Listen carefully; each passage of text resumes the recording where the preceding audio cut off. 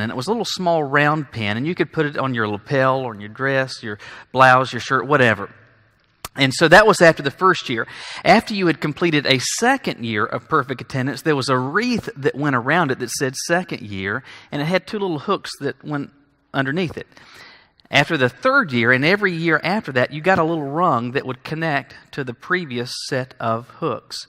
And so when we left that church, I had 11 years of perfect attendance. I had a string of these things, and if I ever wore them, I kind of looked like remember those old Soviet generals with the badges and stuff on? That's kind of what I looked like, and I rather enjoyed that. But our church over time began to, in my estimation, kind of rig the system, and part of it had to do with the reality is that people are going to need and should take a break every once in a while. They're going to need to go on vacation. And so one of the stipulations that they afforded was that if you were on vacation and you were out of town, couldn't be at that church on Sunday morning, so long as you went to another church and brought back a church bulletin that proved you went to church, then they would kind of mark that down and you still got credit for that. Being aware of this reality, it was a regular occurrence for me then, if my family was on vacation, to encourage my parents, to implore my parents, hey, we really need to go to church today. Now, my reasons for that were not spiritual at all. In the scheme of things, they were not praiseworthy at all. The only reason I wanted to make sure that we went is because I wanted to get my pens. In fact, whether it was away on vacation or whether it was on a week-to-week basis at church, I didn't care if church was brutally boring, painful, and meaningless, or whether it was impactful, encouraging, and a positive experience. It didn't make any difference so long as I got my pens. Now, in the scheme of things, we put this whole idea of regularly attending church and being a regular part of a worship service, we put that in the positive category, right? We say that's a praiseworthy, positive thing. But let me say this. If your motivations, if your reasons for participating in this aren't positive, it may very well be that you're wasting your time here, but for all the wrong reasons. Last week we began a series of messages in the Gospel of Mark, and what I shared with you is that there are 6 different occasions in Mark's Gospel where Jesus goes either to the synagogue or to the temple. And in each of those instances, it produces an encounter and an exchange with people that they simply did not expect. They go to the temple, they go to the synagogue, they show up for church on that day, and they are very much shocked by what they experienced. And today we're continuing to look at one of those examples of where Jesus goes to church and others go to church with him, and they are shocked as they come to discover they are there but for all the wrong reasons. Look with me in Mark's Gospel to chapter 3. Mark chapter 3. We're going to start reading with verse 1, and we'll go ahead and read that so we've kind of got the story in our mind and then walk through it. Mark chapter 3, verse 1, Mark tells us, "Again, Jesus entered the synagogue, and a man was there with a withered hand. And they watched Jesus to see whether he would heal him on the Sabbath, so that they might accuse him. And Jesus said to the man with the withered hand, 'Come here.' And then he said to them, 'Is it lawful on the Sabbath to do good or to do harm, to save life or to kill?' But they were silent. And he looked around at them with anger, grieved at their hardness of heart, and said to the man, 'Stretch out your hand.' He stretched it out, and his hand was restored. The Pharisees went out and immediately held counsel with the Herodians against him, and how they might destroy him." Here you got a group of people at church, but for all the wrong reasons. Mark does not give us the exact setting and tell us exactly where this took place, but it's almost certainly the same place as the setting we're told in chapter 2, verse 1, and that's in Capernaum. Jesus has, in fact, last week in chapter 1, he was in Capernaum. He's left. He's come back, it seems.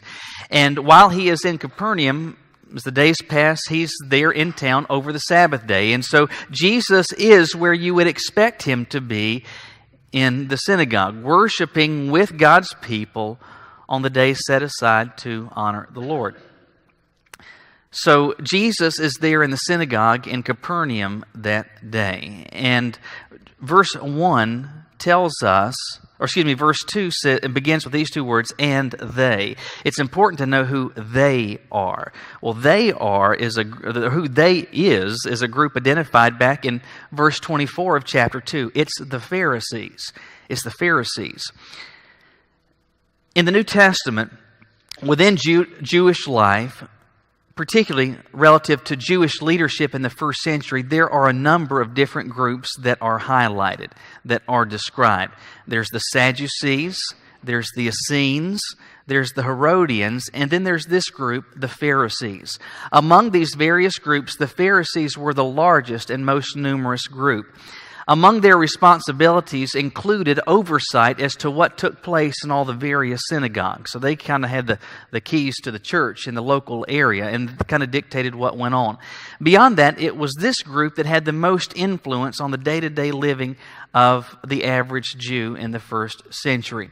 And so Jesus is in the synagogue. He's not there by himself. He is there with the Pharisees. But Mark tells us that there is something else going on, and that is that there is a man present with a withered hand. A withered hand. Now, we don't know exactly what all that involves. We understand what the word withered means and can mentally try to apply that to a limb, to a hand.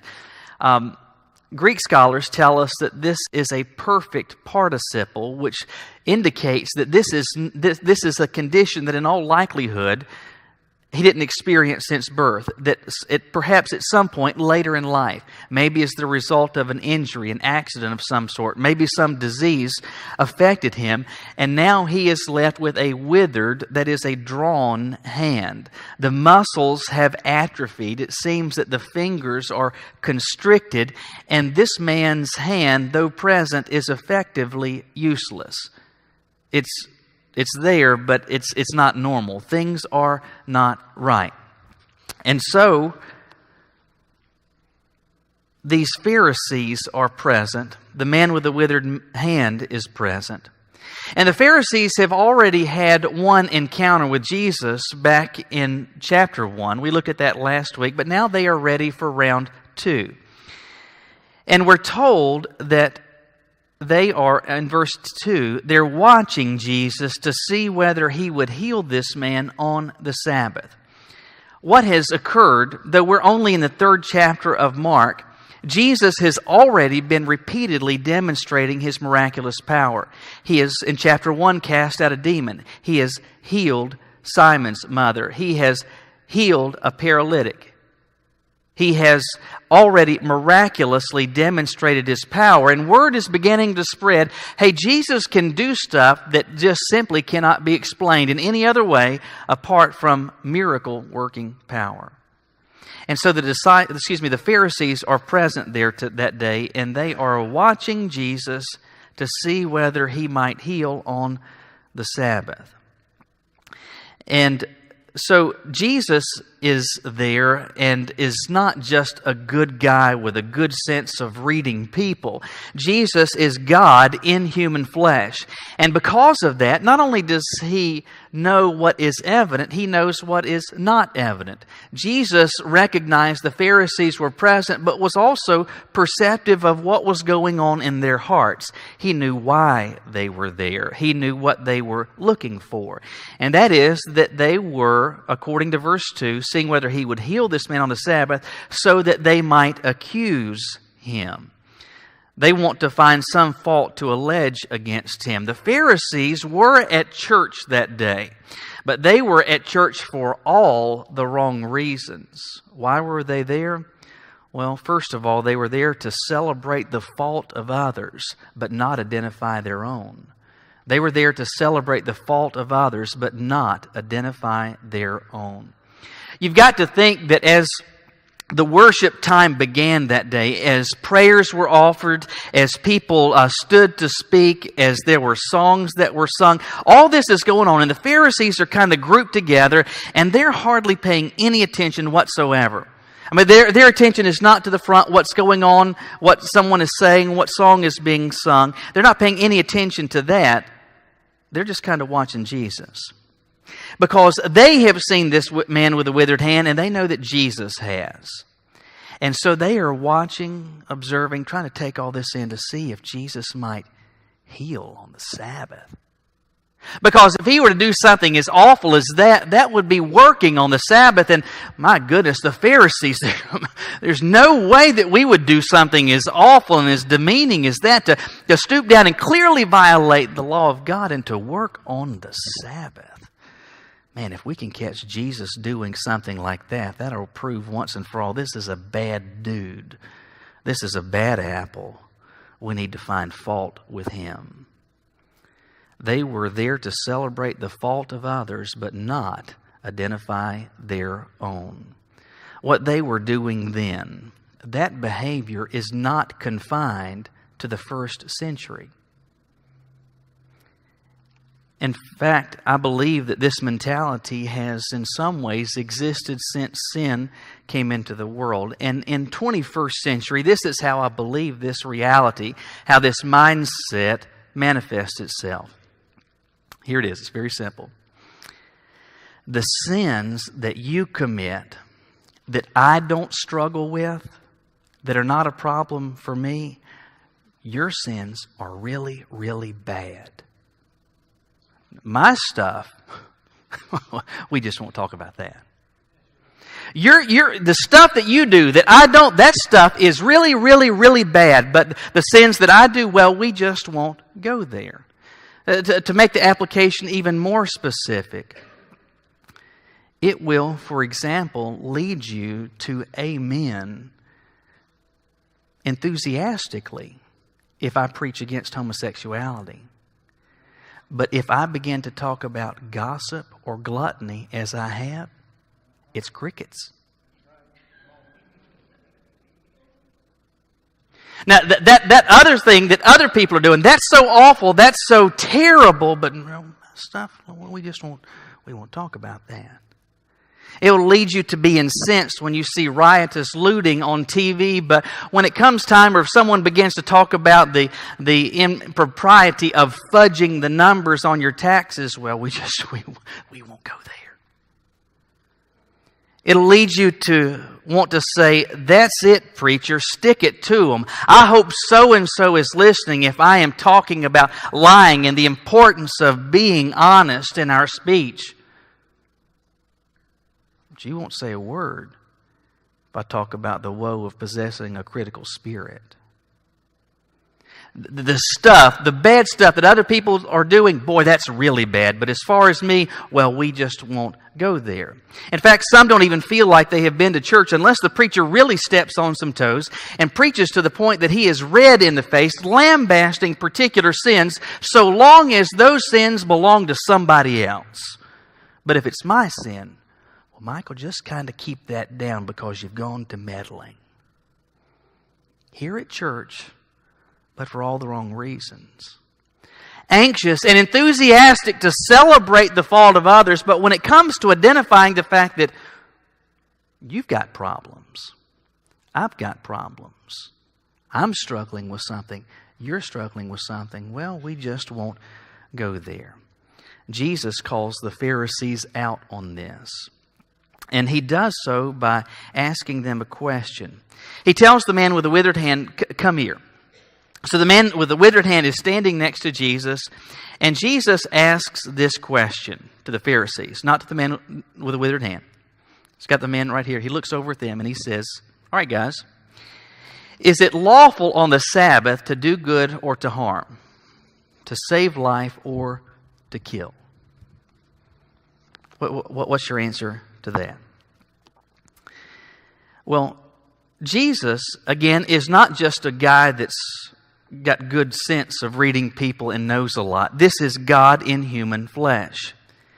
And this whole concept of Sabbath and observance of the Sabbath is an observance because it came as part of the law of God. Who better to know the law of God than God Himself? And so Jesus not only knows the law of God, He knows why it was given.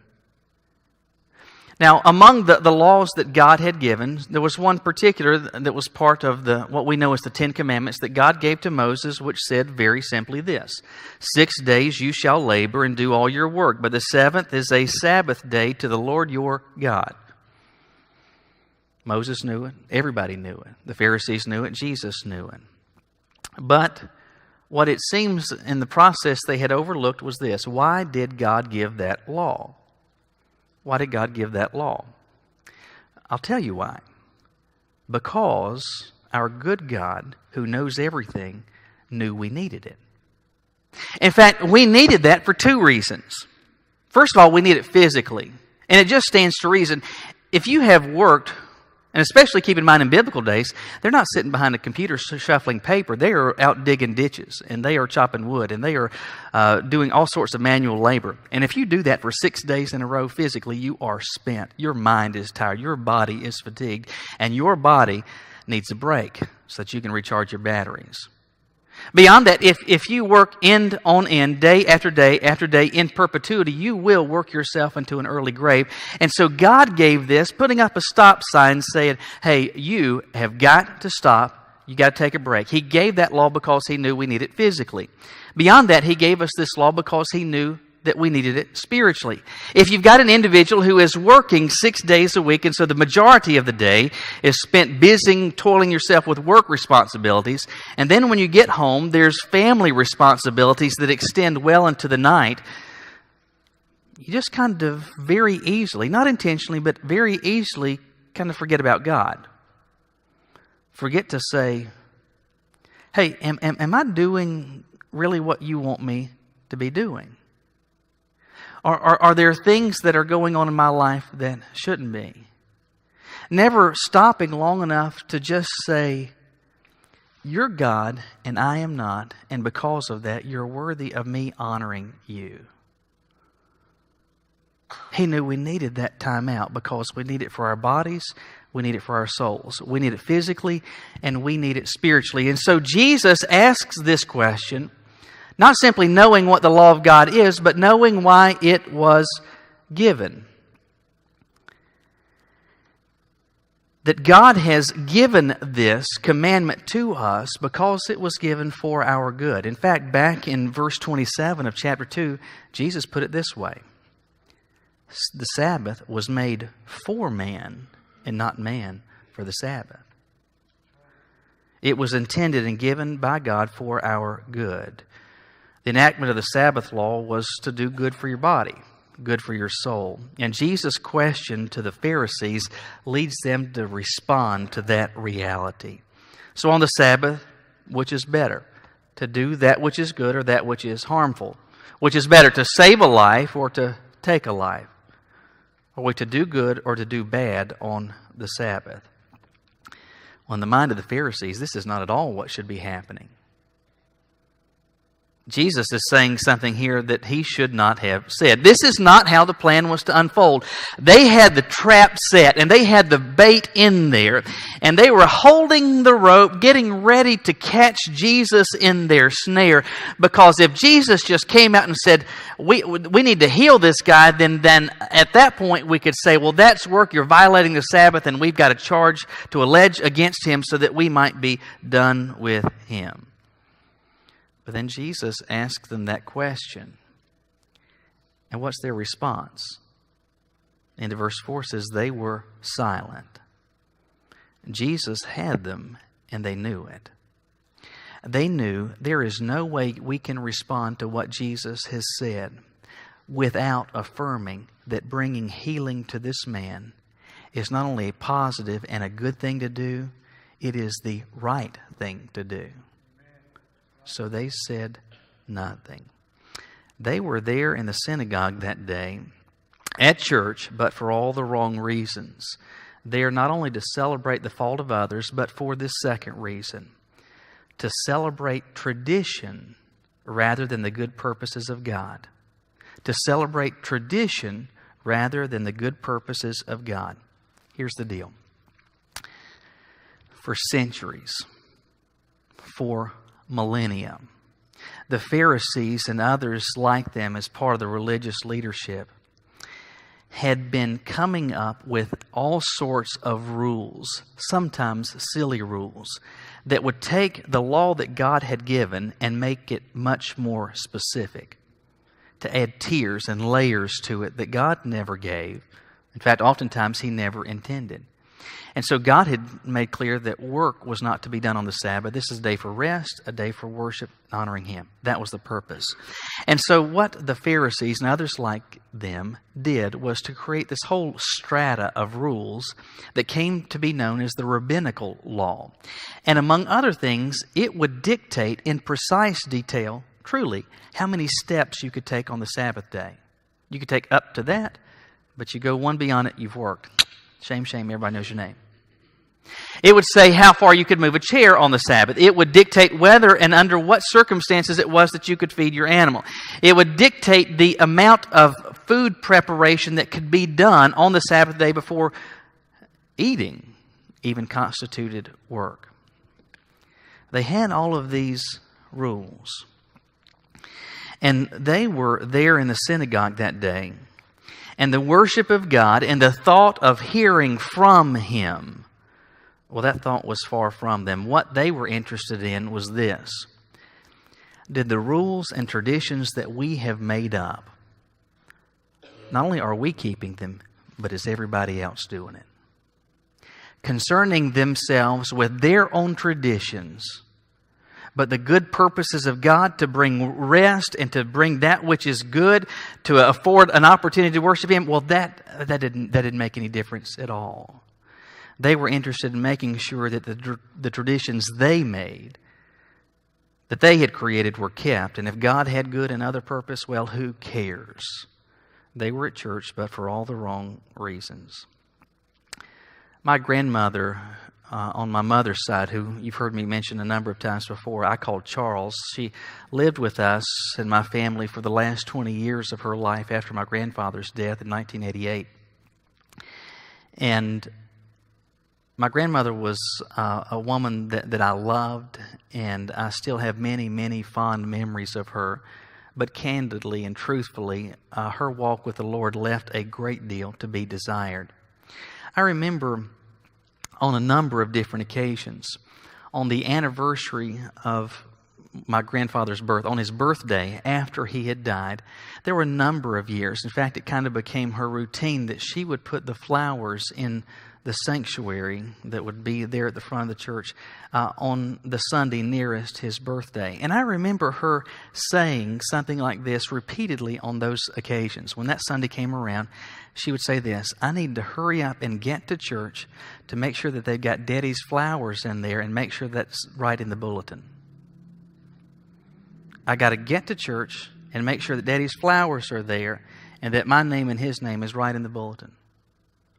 Well, that whole hearing from God and worshiping Him and getting together for the good purposes for which God has intended, well, that didn't make a hill of beans difference to her. She had to make sure those flowers were there and her name and his name were correctly in the bulletin. Anxious to celebrate the traditions of men, but the good purposes of God, well, who cares? They're at church, but for all the wrong reasons. The Pharisees were, in the scheme of things, doing something you'd think was positive, something you'd categorize as good. They're at church, but for all the wrong reasons. They were interested in getting together to observe their own personal traditions and make sure everybody else did too. And if they did not, let's be the first to wag our finger. What in the world are you doing here today? Why are you here?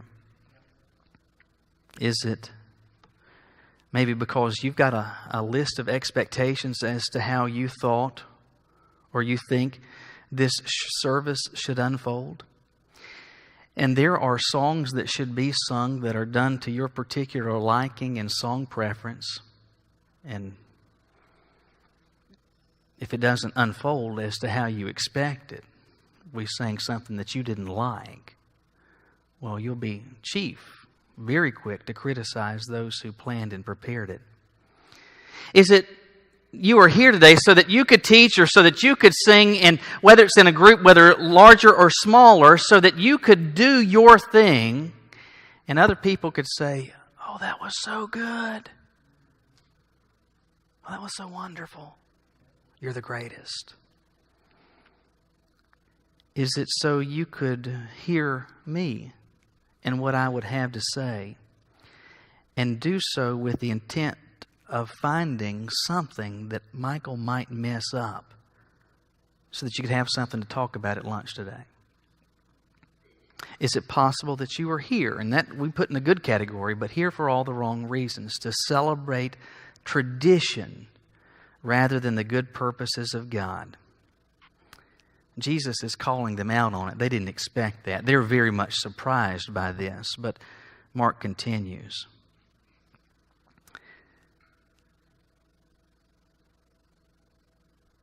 Jesus painted the Pharisees into a corner. They have no good answer. They're silent. In verse 5, he tells the man with the withered hand, it's a very simple order, very simple command, very routine, ordinary. He says, stretch out your hand. Very simple. Unless, of course, you've got a withered hand. Jesus is telling him to do what for him is an impossibility. Stretch out your hand. And according to verse 5, he pushes that arm out, and then this hand that had been so drawn and those muscles so atrophied, one by one, those fingers begin to extend, and all of a sudden his hand is restored. It is made whole and well as it should have been in the first place. And this was nothing less than a miracle, nothing less than a tangible demonstration of the power of God.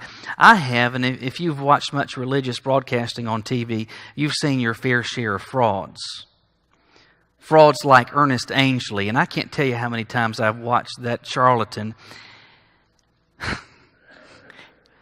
miraculously heal and restore to a person their lost sense of smell. I had no idea that so many people were losing their sense of smell until I watched a Ernest Angley episode, and all these recreate and so he's giving them, doesn't that smell good? Who did it? And all this nonsense he's going on. And so he's miraculously restoring to them their sense of smell. Or then you've got somebody like Benny Hinn, who will have people come up on stage and they'll hobble up there with their cane, and he'll blow his bad breath on them and push them down and throw their cane, and then they run back and forth once they get up off the ground, and on the platform. If these liars were not the liars that they are, and that's what they are, if these liars were not the liars that they are and actually possessed the gift that they profess to have, then you would be able to have someone who comes in to one of those meetings with an objectively verifiable ailment. Not something like smell. Who can tell if you've lost the sense of smell? Who can tell if you're just dragging your foot or you've got an actual disability?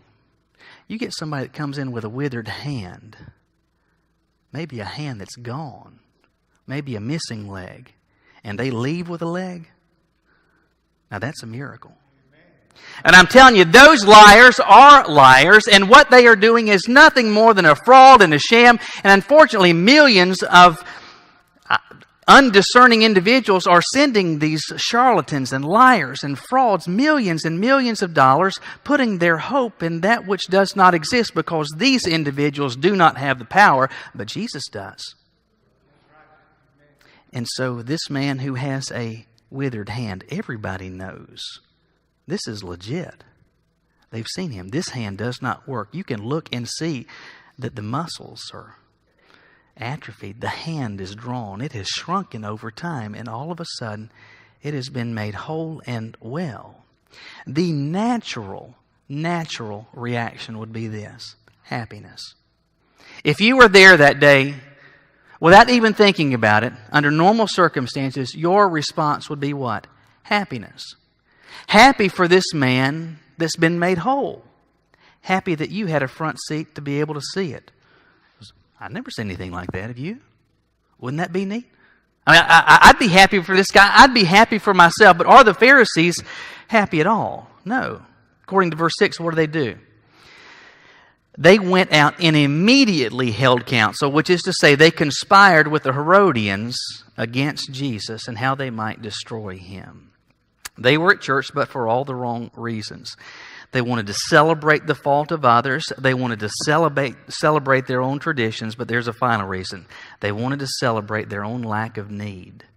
They wanted to celebrate their own lack of need. Back in verse 4, when Jesus poses his question to the Pharisees, what is their response? It's silence. It's just crickets. They have nothing to say.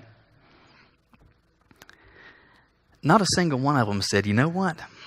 Jesus, I think you've got a point there.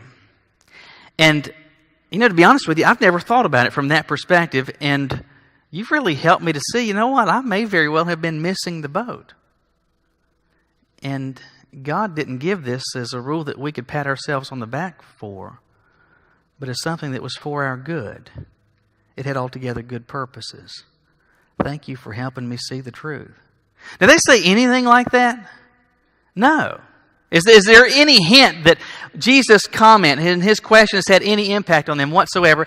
Not at all. In fact, their response is silence, and their silence infuriates Jesus. And according to the passage, he grieved at what? Their hardness of heart. And so at the end of verse 6, after this amazing encounter with Jesus, after seeing what can only be described as a tangible, objectively verifiable miracle, what are they doing? They're out in the parking lot conspiring with the Herodians, saying, all right, guys, what do we do next? We've got to get rid of this joker. Let me ask you this. As this passage begins, back in verse 1, how is it that the Pharisees feel about Jesus? They're opposed to him, and they want to be done with him. They have this amazing encounter and see tangible fruit of the power of God, and how do they leave church that day in verse 6? They're opposed to Jesus, and they're figuring out how to get rid of him. They showed up at church that day and left exactly in the same manner. Why? Because they were there to celebrate their lack of need. They didn't have any problems. They didn't have anything that needs fixing. They didn't have anything that needs to be changed. Did they have any intention of change when they showed up? Fat chance. No chance. Not at all. Because we're here, and this is what we do, and patting ourselves on the back, where our acts are together. Our I's are dotted, our T's are crossed, and we have no real need. And so how do they leave? Exactly the same way as they arrived. And how was that? Well, they were hard-hearted deviants, draped in the trappings of religion, convinced of their own personal righteousness, and even if Jesus, God in human flesh, were to show them otherwise, they'd shrug it off like yesterday's news.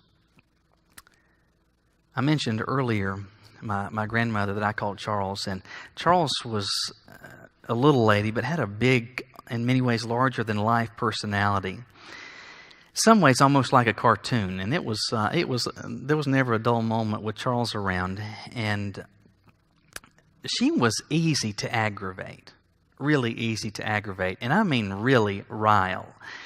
And my dad would sometimes, in fact, pretty regularly, just for sport, goad her. This is one of his favorites. Charles would go every Saturday to the beauty parlor. Every Saturday, without fail. And, she would leave the house on Saturday morning, and her hair by this point in the week looked like last year's bird nest. And she would go to the beauty parlor, and they would wash and trim and perm or do whatever it was, and tease. Teasing was always an important part. Not make fun of it, but... Anyway, so and then put about a quart of Aquanet on it and then send her on her way. I cannot tell you how many times my dad did this, but a lot. Charles would leave that morning. She'd come back later before lunch on Saturday. She'd pull in the driveway. She'd get out of the car, coming in with her hair all dolled up. And my dad would walk in and say, "What's the matter, Charles? Were they closed?" Every time he'd go fishing, and every time he caught her. And she would cuss him a blue streak. She never could shrug it off. It got her every single time. "What's the matter, Charles? Were they closed?" Well, the implication of that statement is, you look just like you did when you left. And that riled her. Let me ask you this. Those of you who have more hair than I do, and you were going to the barber or you were going to a salon, suppose this were the case. Suppose you were to leave your house with this full awareness that when you leave to go to the barber shop or to go to the beauty parlor or to go to the stylist, that when you return, you would look exactly the same way as you did when you left. What would you say? You say, "Well, that's dumb. That'd be a waste of time and money. I am going to go and I'm going to pay money and part with time because I have the full expectation that even in the small way of my hair length, I'm going to come back and I'm going to be changed." You go with the full expectation that there is going to be change. The Pharisees, however, when they went to church, fat chance. No expectation of change. They didn't need to be changed because they were going to celebrate their lack of need. I heard something just the other day that really struck me, not only because of its simplicity, but because of its truth. And here it is. If you do not, or if you are not interested in change, you're really not going to like following Jesus. If you are not interested in change, you are really not going to like following Jesus. That's simple, but it's true, isn't it? Because our God, who does not change, wants to and is intentional about bringing about change in my life and in yours and the life of anybody that's one of His followers, all in the process of making us more like His Son. The Pharisees came to celebrate their lack of need. They were just fine. As for change, that is completely unnecessary. And with that, they left just like they showed up. Went to church, but for all the wrong reason. Hear me in this.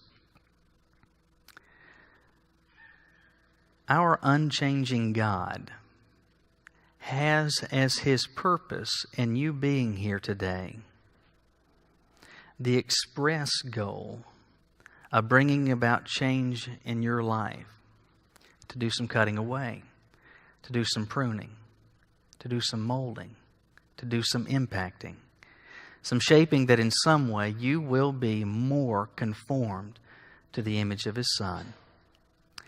And you can today respond to those efforts, unless, of course, you are here, just like the Pharisees, but for all the wrong reasons. Will you bow your heads with me? We're going to do the invitation time this morning just a little bit differently.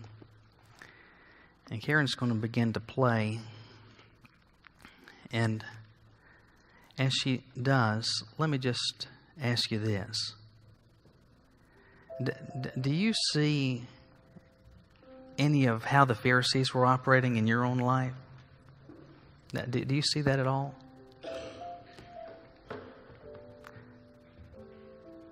Do you really find joy when I or someone else really lambasts the sin of others, but when it comes to what's going on in your life, you start to squirm and just say, "I wish he'd not talk about that"?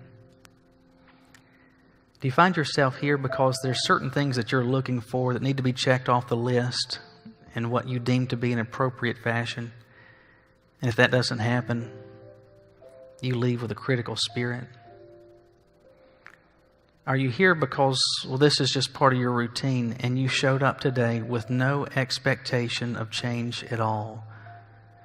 Do you know that your unchanging God wants to change you today?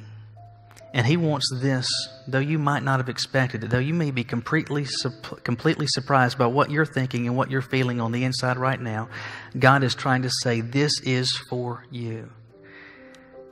If that's the case, I want you to do something. Will you have an honest conversation with God about that right now? Maybe you want to come and kneel at this altar and just say, God, I wasn't thinking about this stuff when I got here, but I am right now. And you're chiseling away, trying to break some barnacles off of me to make me more like Jesus. And in too many ways, I've been like the Pharisees, resisting those changes. Even now, you can begin to come. Even now, you can have that conversation with the Lord. Is there something else that He's burdening you to do? Maybe it is to find out how you can begin a relationship with Him. Man, there's no shame to be experienced in that. Every person in this room would celebrate with you that you are in the pursuit of that. Would you come and allow Shep, allow one of our folks to be able to share with you how you can experience that? Maybe you say that, I believe this is a place where God's doing something, and I didn't show up today necessarily expecting this, but I really believe He's confirmed in my heart this is where He wants us to invest our lives, to become a part of this church family. As Karen plays, will you just respond? As God speaks to you, an unchanging God seeks to change you, will you let Him change you?